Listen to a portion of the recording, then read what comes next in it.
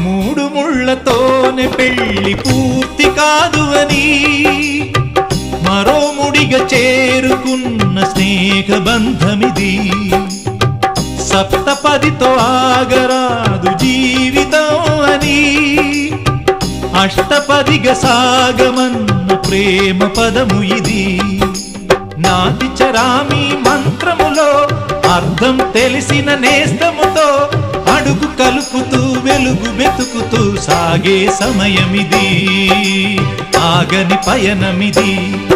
అనురాగమే మంత్రంగా మమత కొలువులో జరుగు పెళ్లికి మంగళ వాయిద్యం పలికింది ఆహ్వానం. అనురాగమే మంత్రం